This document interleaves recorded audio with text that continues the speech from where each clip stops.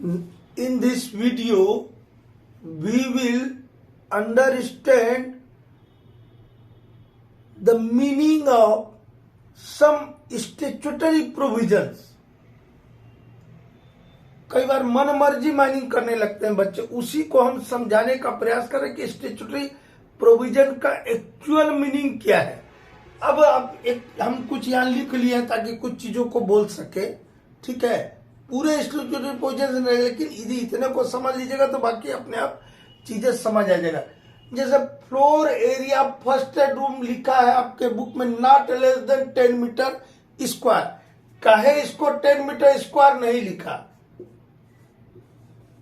Not less than 10 metre square और 10 metre square, ये दो अलग अलग बात है, एक ही बात नहीं है। अब हमने एक व्हाट्सएप ग्रुप में एक क्वेश्चन दिया था, उसमें हमने पूछ लिया कि which are incorrect regarding first room, और 4 को 5 को पॉइंट दे दिए। उसमें हम एक ऑप्शन ये भी दिया, ये गलत है और ये सही था। तो कैसे ये गलत था और ये कैसे सही था, ऐसा और बहुत सारी चीज थी, ठीक है। सिंपल उसके जो स्ट्रक्चर प्रोविजन वही थे। आग बका गए बच्चे लोग, क्यों आग बका गए? फिर कुछ लोग मन मर्जी मानी करने लगे, sir not less than 10 metre square का मतलब तो 11, 12, 14, 15 भी होगा। बोला होगा, क्या बोला है? देखिए इसका मतलब क्या है। आपका जो फर्स्ट रूम बनाना है माइन के सरफेस पर, उसका फ्लोर एरिया 10 मीटर स्क्वायर से कम नहीं होगा। आपको कहा रूल 43 फर्स्ट रूम ने रोका है कि आप 5000 स्क्वायर मीटर का फर्स्ट रूम मत बनाइए, रोका है क्या?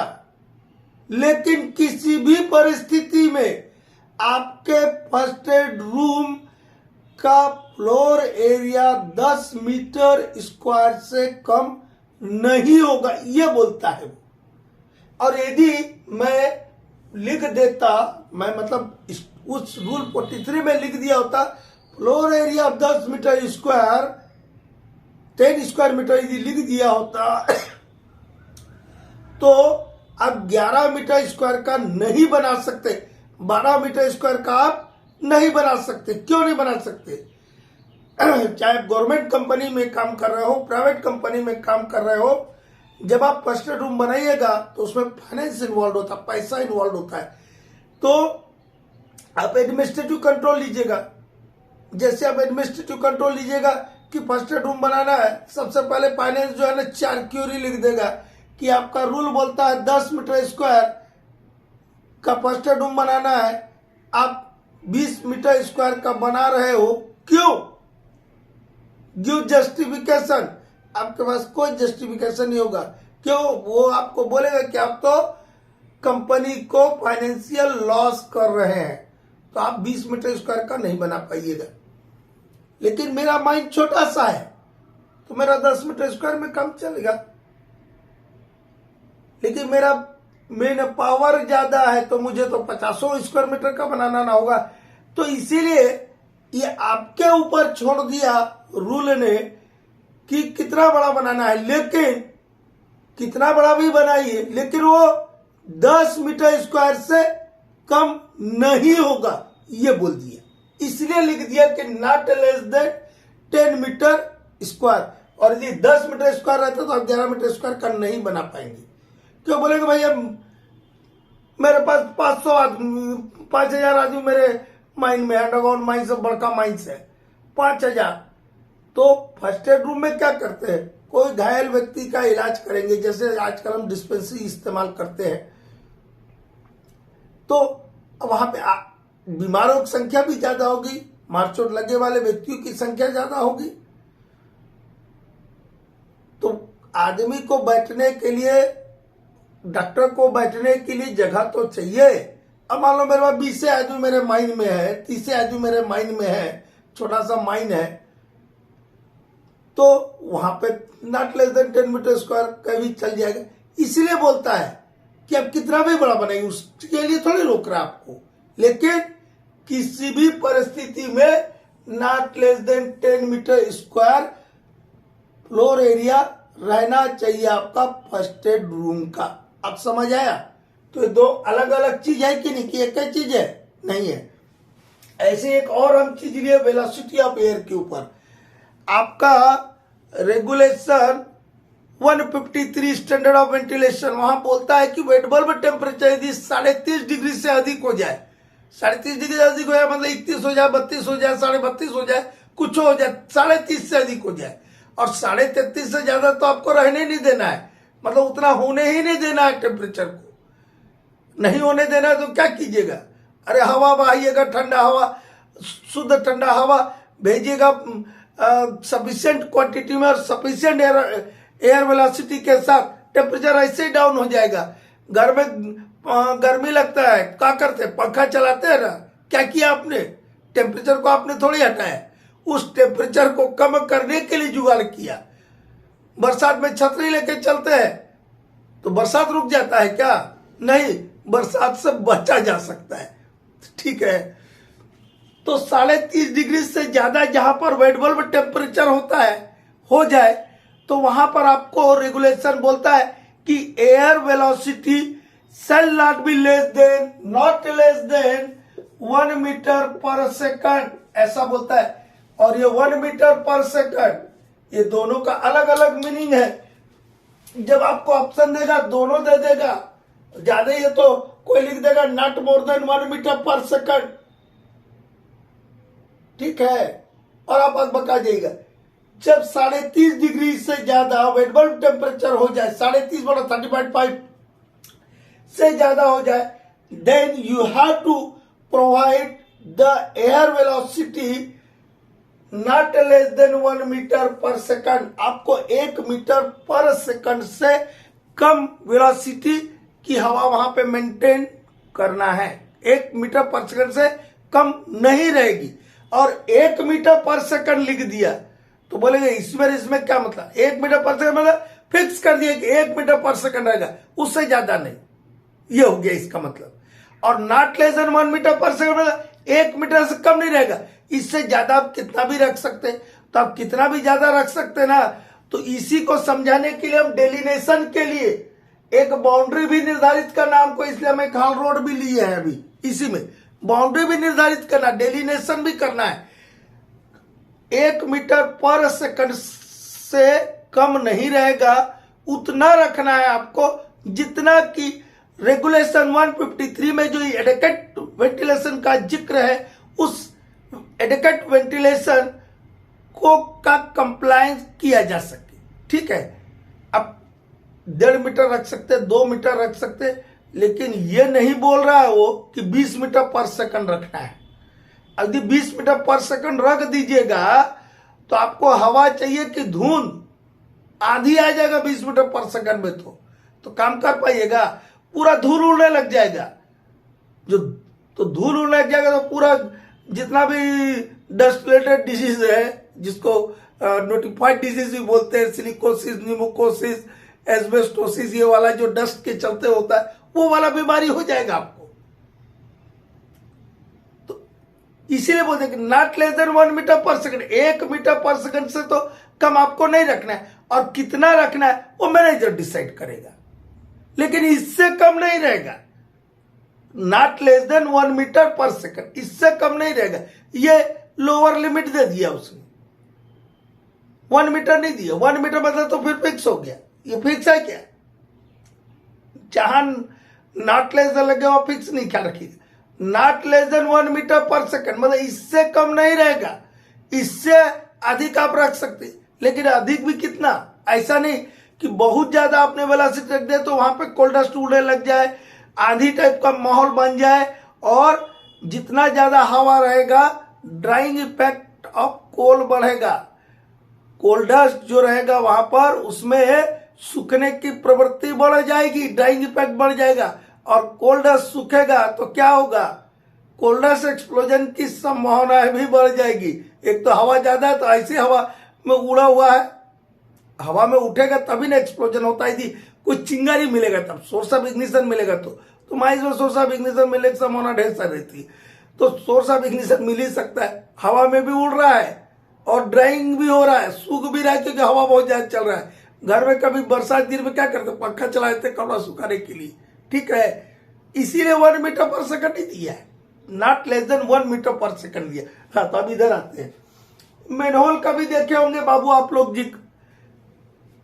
मेरा प्रोविजन ऑफ मैनहोल वाला वीडियो है, CMR प्लेलिस्ट में जाकर सर्च कीजिएगा, सीक्वेंशियल नहीं है, और CIL रिक्रूटमेंट प्लेलिस्ट में भी होगा। ये मैनहोल में क्या बोलता है, manhole shall be provided at an interval of not more than 10 meter and where the gradient of haulage road is less than 1 inch, manhole shall be provided at interval not more than 20 meter interval। Hindi वाले बच्चों भैया समझ जाओ, वहां पे लिखा क्या है कि अधिक से अधिक 10 मीटर के अंतराल पर मैनहोल दिए जाएंगे, जहां पर ग्रेडियंट 1 इंच से कम है वहां अधिक से अधिक 20 मीटर। ऐसा नहीं चलेगा बाबू, आपका जो स्टैट्यूटरी प्रोविजन ओरिजिनल जो इंग्लिश वर्जन में लिखा उसको भी ध्यान में रखिएगा, क्योंकि एग्जाम में आएगा नॉट मोर देन आपको दे देगा। हमें पूछ ही दिया आपको कि मेरा एक हल स्ट्रेक है, उसका ग्रेडियंट 1 in 30 है, 1 in 30 मतलब 1 in 6 से कम हुआ। ये कैसे कम हुआ, कैसे हुआ, वो वहां पे जाके देखिएगा, विद फिगर हम बताए हैं कि 1 in 6 से कम होता है 1 in 7, 1 in 8, 1 in 10, 1 in 20, 1 in 30, 1 in 40, 1 in 6 से कम ग्रेडियंट है, ठीक है। और नंबर पे मत जाइएगा, जैसे जैसे हॉरिजॉन्टल नंबर बढ़ेगा तो ग्रेडियंट आपका कम हो जाएगा, ठीक है। तो 1 in 30 दे दिया, तो 1 in 6 से कम है, तो आपको कितने मीटर के इंटरवल पर प्रोवाइड करना है, not more than 20 metre interval पर। और 1 in 6 से अधिक ग्रेडियंट, 1 in 6 से अधिक ग्रेडियंट क्या होता है, 1 in 5, 1 in 4, 1 in 3, 1 in 2, 1 in 1, ये 1 in 6 से अधिक ग्रेडियंट है। फिगर बनाइएगा ना यार, 1 in 6 का एक बना लीजिएगा, 1 in 3 का बना लीजिएगा, एक 1 in 2 का बना लीजिएगा, ऐसा ना फिगर बनेगा। ये 1 लीजिएगा, इधर ये 6 ले लीजिएगा, ये वाला ग्रेडियंट है, ठीक है, ये वाला आपका हल स्ट्रेक है। अब फिर और 2-4 फिगर बनाएगा, ये किसमें फ्लैट होता है चले जा रहा, उसका ग्रेडियंट कम हो गया। और का बहुत बड़ा साइंस थोड़ी है, रॉकेट साइंस। तो 1 in 30 है, मतलब 1 in 6 से कम ग्रेडियंट है, तो 1 in 30 है, तो मैनहोल में कितने मीटर के इंटरवल प्रोवाइड करूंगा, not more than 20 metre interval, ठीक है। अब 20 मीटर का लिख दिया, ये भी तो बात आता है, 20 मीटर लिख देता, ऐसा लिखा ना कि 1 in 6 से कम ग्रेडियंट है तो not more than 20 metre interval पे प्रोवाइड करना। यदि रेगुलेशन में 20 मीटर लिख दिया तो कौन सा पहाड़ टूट जाता, पहाड़ पूरा टूट जाता, ठीक है। इसीलिए ना जो लिखने वाला है मनमर्जी माइनिंग नहीं ना है जी, मनमर्जी माइनिंग वाली का बात अलग है, वो तो मैं पढ़बो नहीं किया हूं, कोई के पास बुक भेज भेजिएगा, ठीक है। Not more than 20 metre interval, और 20 मीटर मतलब 20 मीटर के इंटरवल पे देना है तो 20 मीटर हुआ, और नॉट मोर देन मतलब 20 मीटर से अधिक नहीं होगा। अब इसका क्या मीनिंग है, किसी का ग्रेडियंट 1 in 8 है, किसी के माइन का 1 in 8 है, और किसी माइन का ग्रेडियंट 1 in 50 है। जैसे WCL में एक माइन है बल्लारपुर 3-4 पिट्स, चंद्रपुर के 37 किलोमीटर आगे है, टुवर्ड्स आपका आंध्रा, वो फ्लैट एकदम कोलसी में, बहुत कम माइन ऐसा मिलता है, ठीक है। बल्लारपुर 3-4 पिट्स, जो महाराष्ट्र WCL के विद्यार्थी सुन रहे होंगे जानकारी रख लीजिए, जो फ्लैट सीम है 1 in 50 है, मान लो एक का, जैसे बल्लारपुर का है, उसका इतना है कि नहीं, ये एक्चुअल फिगर नहीं है, ठीक है, मतलब फ्लैट है, तो ये ऐसे वाले फ्लैट होंगे। और एक 1 in 8 है, तो दोनों में क्या हम एक जैसा देंगे, ये तो 1 in 6 से दोनों कम है, तो दोनों कम है तो not more than 20 metre, 20 metre से अधिक के इंटरवल पे नहीं देना है, ठीक है। अब वो मैनेजर डिसाइड करेगा कि इस टाइप के सिम में कितने मीटर में देना और इस टाइप के सिम में कितने मीटर में देना है, लेकिन कैसे भी दीजिए आपको 20 मीटर से ज्यादा के इंटरवल पर नहीं देना होगा। काहे, अब नहीं तो कोई क्या बोला, मेरा तो पूरा ही ना प्लेट है सर, 1 in 70 का है, एकदम प्लेट एकदम लेवल जैसा है? तो उसमें क्या मैं 30 मीटर में दूंगा, चलेगा, मेरा पैसा बच जाएगा कंपनी का। ठीक है, ये सब मन मर्जी ना करने लग जाए, इसलिए बोल दिया कि नॉट मोर देन 20 मीटर के इंटरवल पर देना है। और ग्रेडियंट ज्यादा आपका जैसे 1 in 8 में है तो जरूरी नहीं कि आपको नॉट मोर देन 20 मीटर, ये तो लास्ट लिमिट है, इससे ज्यादा तो आपको देना नहीं है। इससे ज्यादा के इंटरवल पे आप हो सकता है ऐसे जो माइन होगा वहां पे 12 मीटर में देगा, 14 मीटर में देगा, 15 मीटर में देगा। आपको क्या रोका है 20 मीटर से अंदर बनाने में? 20 मीटर के अंदर बनाने में आपको कौन रोका है? आपको रेगुलेशन तो रोक रहा है। रेगुलेशन बोलता है कि कुछ भी कीजिए बंधु, लेकिन 20 मीटर से ज्यादा के इंटरवल पे नहीं मैनहोल बनाना है। ठीक, ये बोल रहा हूं। आप 15 मीटर बनाइए ना, 14 मीटर बनाइए ना, 13 मीटर बनाइए, आपको क्या रोक रहा है? आपको सेफ्टी भी देखना है, वो मैनेजर का काम है। ठीक है, ये हुआ।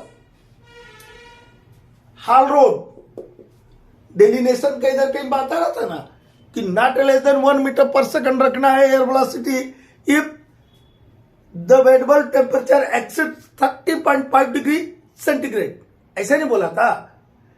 तो 1 मीटर पर सेकंड से तो कम नहीं रखना है, ये तो ठीक है। तो कितना 20 मीटर रख दे, 50 मीटर पर सेकंड रख दे क्या? इसका तो यही ना मतलब है। इससे कम तो रखना नहीं है, रखना उतना है जो कि एडेक्वेट वेंटिलेशन के लिए जरूरी है। बैलेंस डाइट खाना है, कुछ नहीं खा लेना है, ढेर सारा खाने से मतलब नहीं, थोड़ा सा खाइए लेकिन बैलेंस डाइट खाइए। तो बैलेंस आपको रखना है। ठीक है, तो हाल रोड को क्या बोलता है? ये 2 वे ट्रैफिक है। 2 वे ट्रैफिक है, क्या बताए थे वहां पे हम? ऐसा कुछ बताए होंगे 3 times width of vehicle plus 5 metre, ऐसा ही बताए होंगे जी फार्मूला। हाल रोड का सीआई रिक्रूटमेंट प्लेलिस्ट में जाएगा, पार्ट नंबर 10 है। वहां पे 2 वे के लिए 2 वे ट्रैफिक यदि है, 2 वे ट्रैफिक किसको बोलते हैं पहले यह समझ लीजिए। एक ही रास्ता है, रास्ता कितना है 2 वे ट्रैफिक में? एक, उसी में आ भी रहा है, उसी में जा भी रहा है, तो ओकरा बोलते हैं 2 वे ट्रैफिक। समझ आए? तो यदि 2 वे ट्रैफिक है तो जो विड्थ ऑफ व्हीकल है जो फ्लाइंग कर रहा है उस हाल रोड पर, उसका विड्थ का 3 टाइम प्लस 5 मीटर। मान लो मेरा डंपर है 5 मीटर का, तो 5 दिया 15 प्लस 5 मतलब 20 मीटर। ये डेलिनेशन हो गया, ये डेलिनेशन हो गया कि बाउंड्री बना देगी, इससे चौड़ा आपको नहीं रखना है। रख दिए तो क्या हो जाएगा? रख दिया मान लो 100 मीटर रख दिया मैंने, ठीक है, यहाँ डेलिनेशन दे दे, बाउंड्री दे दी, इससे ज्यादा रखना ही नहीं। यदि रख दिया तो एक्सीडेंट बढ़ेंगे। कैसे? 100 मीटर का रोड बना दिया तो फिर कोई इधर से आ रहा, कोई उधर जा रहा, कोई इधर जा रहा, क्या होगा? टक्कर हो जाएगा। इसलिए कोई भी चीज का बाउंड्री भी निर्धारित करता है, जहां बाउंड्री निर्धारित करना होता है स्ट्रक्चर प्रोपोजल में वहां बाउंड्री दे देता है। और जहां पर मैनेजर के बुद्धि और विवेक के आधार पर काम करना है वहां पर वो not less then not more then वाला चीज बोल देता है। ठीक है, वो मैनेजर के ऊपर है, माइन चलाना मैनेजर का काम है, चीफ इंस्पेक्टर माइंस और रीजनल इंस्पेक्टर माइंस का नहीं है। ठीक है, ये हो गया। इसके बाद एनुअल रिटर्न वाला बात आता है। यहां पर भी बच्चा लोग गड़बड़ करता है। मान लो मेरा ओनर चेंज हो गया, माइन का ओनर चेंज हो गया, या माइन को अबेंडन कर दिया। क्या कर दिया? अबेंडन कर दिया, माइन को कर दिया, या उसके किसी पार्ट को, कोई भाग को भी कर सकते, कोई जरूरी पूरा माइन को करे। तो क्या करेंगे? तो बोलता है कि विदिन 30 डेज आपको एनुअल रिटर्न सबमिट करना है फॉर्म 3 में 3 आदमी को। ठीक है, एनुअल रिटर्न को जाके देखिएगा विदिन 30 डेज। अब ये विदिन 30 डेज का क्या मतलब हुआ? किस केस में विदिन 30 डेज बोल रहा बेटा? जब ओनर चेंज हो गया है या वर्किंग को अबेंडन कर दिया है तो उसके 30 दिन के अंदर में एनुअल रिटर्न सबमिट करना है फॉर्म 3 में। किसको? Chief inspector mines, regional inspector mines और डिस्ट्रिक्ट मजिस्ट्रेट को। फॉर्म 3 में 3 आदमी को विदिन 30 डेज। मतलब मेरा अबेंडन हो गया आज वर्किंग, मैं आज कर दूं, कल कर दूं, परसों कर दूं, लेकिन जिस दिन चेंज हुआ, अबेंडनमेंट हुआ, उसके 30 दिन के अंदर में करना है। 30 दिन में नहीं बोल रहा है, 30 दिन के अंदर ये एनुअल रिटर्न जो भी प्राधिकारी है जिनका भी हम नाम बोले उनके पास पहुंच जाना चाहिए, ये बोल रहा है। ठीक है, अब एजेंट का एक भैया पूछ लिया हमको कि एजेंट का क्वालिफिकेशन क्या, कहां पढ़ा बेटा एजेंट का क्वालिफिकेशन? कहीं रूल में, रेगुलेशन में, एक्ट में कहीं पढ़ा? अरे एजेंट का तो इतना ही ना बोला गया है कि माइन के संबंध में वो हर आदमी जो कि ओनर के तरफ से माइन के मैनेजमेंट, कंट्रोल, सुपरविजन, डायरेक्शन के लिए भाग लेता है या भाग लेने का दावा करते हुए भाग लेता है। ठीक है, ऐसा ना बोला उसका डेफिनेशन माइंस एक्ट में। और जो हम आपको रेगुलेशन 7 में अपॉइंटमेंट ऑफ एजेंट और डिम्ड एजेंट बताए हैं, CIL प्लेलिस्ट में भी देख सकते हैं और CMR प्लेलिस्ट में तो पक्का ही है रेगुलेशन 7। वहां पे बताया ना कि ये ओनर जो है जिस व्यक्ति को एजेंट नियुक्त कर रहा है उसका क्या करेंगे, नाम लिख के देंगे, उसका एरिया ऑफ रिस्पॉन्सिबिलिटी लिख के देंगे। ठीक है, और उसको चीफ इंस्पेक्टर माइंस को उसका कॉपी भेज देंगे, ऐसा बताया ना वहां पर। तो एजेंट का कई क्वालिफिकेशन दिया है। अरे ये काहे के लिए? Management, control, supervision and direction of mine के लिए, टेक्निकल पार्ट के लिए नहीं। टेक्निकल पार्ट के लिए कौन है? माइन के टेक्निकल पार्ट के डायरेक्शन के लिए कौन जिम्मेदार है? माइनिंग सरदार, overman, surveyor, engineer, assistant manager, ventilation अफसर और माइन मैनेजर या colliery manager. They are the responsible for technical direction of the mine. Technical part के लिए ये लोग जिम्मेदार है, इनको देख रहे, ये लोग का क्वालिफिकेशन निर्धारित है। मेरे फादर, एक एग्जांपल हम बता रहे हैं इसको, एक मिनट रुक के। मेरे फादर एक भी दिन स्कूल नहीं गए थे, लेकिन उन्हीं के management, control, supervision and direction में आज मैं कोल इंडिया के management, control, supervision and direction वाला पोस्ट होल्ड कर रहा हूं। तो जरूरी नहीं है कि जो मैनेजमेंट, कंट्रोल, सुपरविजन, डायरेक्शन का पोस्ट होल्ड कर रहा हो वो बहुत पढ़ा लिखा आदमी ही होगा। आदरणीय धीरू भाई, स्वर्गीय आदरणीय धीरू भाई अंबानी रिलायंस के मालिक थे, अब तो इस दुनिया में नहीं है। ठीक है, तो क्या धीरू भाई अंबानी के अंडर में जितने भी CEO, मैनेजर, वो तो टेक्निकल एक्सपर्ट थे, लेकिन क्या धीरू भाई अंबानी का भी बहुत बड़ा क्वालिफिकेशन था क्या? तो मैनेजमेंट, कंट्रोल, सुपरविजन और डायरेक्शन के लिए क्वालिफिकेशन की जरूरत नहीं होती है।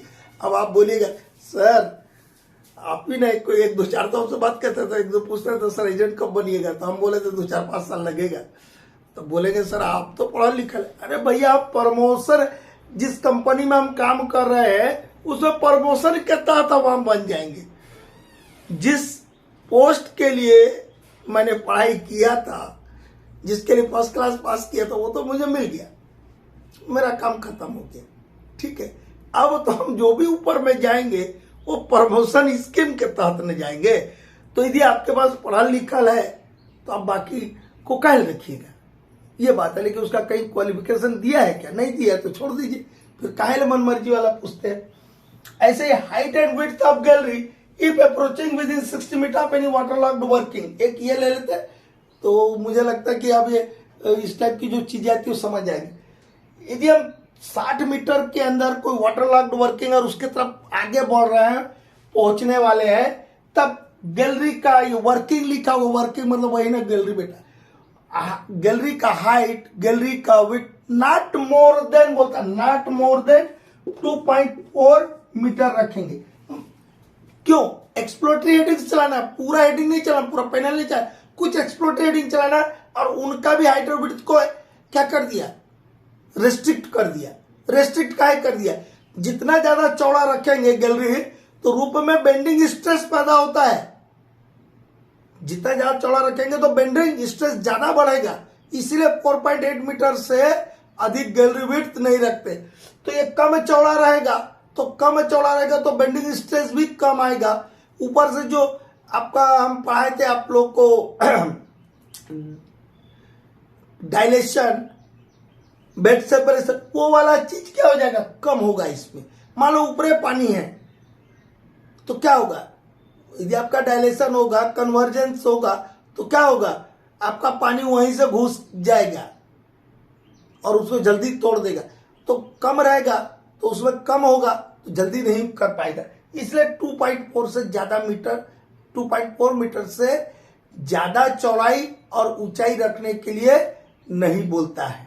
ठीक है, अब आप इसको नॉट मोर देन 2.4 मीटर लिखा, 2 मीटर चलाई ना, आपको क्या रोक रहा है, 2.2 चलाई ना, आपको क्या रोक रहा है, 1.25 मीटर चलाई, कोई नहीं रोक रहा है। लेकिन इससे ज्यादा नहीं बढ़ना है, ये आपको इंस्ट्रक्शन दे रहा है रेगुलेशन, बाकी और क्या है, कुछ नहीं है। आप इससे कम चला सकते, लेकिन आपको एग्जाम में यही वाला लिखना है। आप कर सकते वो वाला नहीं लिखना है कि sir not less than 10 metre square है, तो उसका मतलब तो हुआ कि 11, 12, 14 तो होता, हम काम हो रहा नहीं होता। लेकिन आपको एग्जाम में यही लिखना है, आपको एग्जाम में यही लिखना है, आपको एग्जाम में यही लिखना है, आपको एग्जाम में यही लिखना है, ना कि ये लिखना है। क्योंकि आपको स्टैट्यूटरी प्रोविजन पूछा गया है, न कि आपको एक्सप्लेनेशन पूछा गया है, मनमर्जी नहीं पूछा गया है। जो स्टैट्यूटरी बुक में लिखा है वही पूछा गया है। एक और बात, अब हमको क्वेश्चन व्हाट्सएप में पूछते, पूछिए, लेकिन मनमर्जी वाला मत पूछिए। पूछिए कोई स्टैट्यूटरी प्रोविजन, पूछिए कोई माइनिंग टेक्नोलॉजी के बुक से, जो कि ये आपको समझ नहीं आया। मनमर्जी वाला मत पूछे, मनमर्जी वाला कोई पूछेगा उसका जवाब हम नहीं देंगे। और कोई बच्चा लिख देता है कि फलाने माइन में इतना मीटर गैलरी चल रहा है सर, क्यों, वो सब मत लिखा करो, फंस जाइएगा, फिर हमको मत बोलिएगा। ठीक है, कोई भी माइन का पर्टिकुलर नाम लेकर के उसके कोई खराब डाटा को मत बोलिए, अच्छा डाटा बोल दीजिए, फंस जाइएगा। हम कभी किसी माइन का अच्छा वाला डाटा बताते, खराब वाला डाटा कभी हमारे पास भी तो नहीं बोलते, पब्लिकली नहीं बोलना चाहिए। ये सोशल मीडिया प्लेटफॉर्म है जो पूरी दुनिया देखता है इसको, तो कम से कम अपना बुद्धि और विवेक का भी इस्तेमाल न किया करो, कुछ लिखने के पहले, कुछ बोलने के पहले।